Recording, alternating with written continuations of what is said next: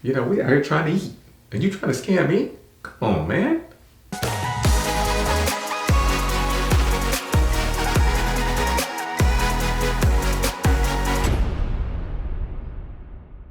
All right, so look, man. Marlon lad back again.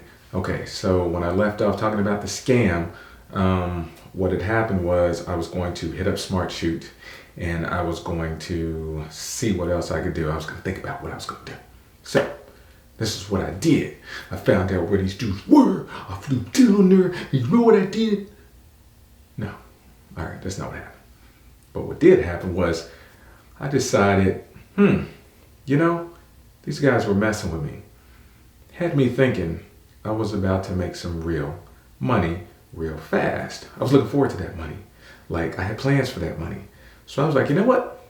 I need to turn the tables. I need to make them feel the same way I did. So what did I do? So everything happened on Monday, right? So on Tuesday, I hit up Jason and I said, hey, I cashed the check. And I'm going to go ahead and send Ian the money.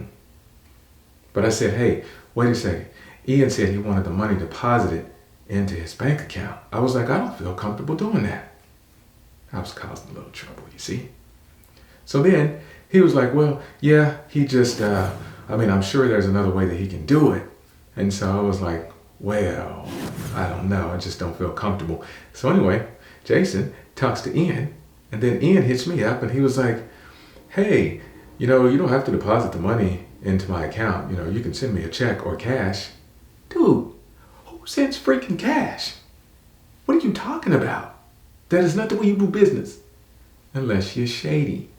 So Jason was like, hey, whatever you're comfortable doing.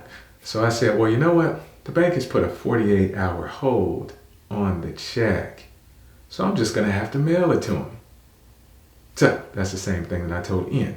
So I'm emailing Jason and I'm text messaging Ian. So Ian is like, I'm like, hey, I have to mail the check, XYZ, whatever.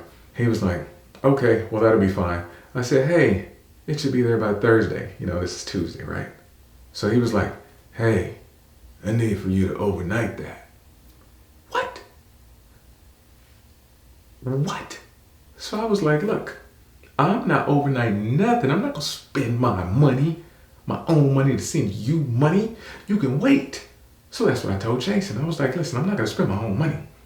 So then, they coordinate. And then, Ian is like, well, hey, out of that $4,000 you're supposed to send me, there's like a service fee. So you could just take the money out of that and use it to overnight the check. I was like, And then Jason tells me the same thing. I'm like, I'm like, okay. So I was like, yeah, I will overnight it. So then Ian is like, thanks. Now, keep in mind, Ian's Johnny on the spot. Before, he wasn't Johnny on the spot. When I sent him an email, he didn't respond for 2 days. And then I sent him a text message. Then he didn't respond for a couple hours. Now, all of a sudden, he thinks he's about to get this money. He's like, text message, bang, bang, bang. So I was like, yeah, I'll overnight it. So he was like, yeah, and if you would, send me the tracking number information. I was like, I sure will. Yeah. So, all right, so this is like Tuesday during the day, right? So that night, we're out doing some stuff, right? So I get a text message from him saying, hey, I hope everything went okay, that you were able to mail the check off. Were you still going to send me the tracking number? So I was like, listen, I'm on a film shoot. I don't have the tracking number with me. I'll send it to you in the morning. He was like, okay. So then, Wednesday morning, guess what? At 7 a.m. in the morning. Yeah, 7 a.m. in the morning. He's like, good morning, Marlon, in a text message. I'm like, dude, what makes you think I'm even up? Why are you sending me a text message this early? So then he's like, I don't respond. So then he's like, hey, I never got the tracking number. Dude, it's just now morning. It's 7 o'clock. So I was like, listen, I have been in the hospital with my family since 3 a.m. I don't have the tracking number with me. And I don't know when I'm going home, when I'm going to be able to get the tracking number. I said, so you're just gonna have to wait till it should be there by 3. Let me know when you get it. Okay? All right.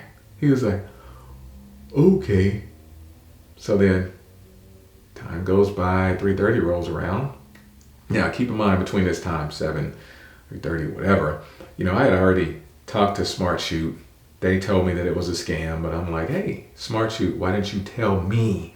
Why am I telling you? Anyway.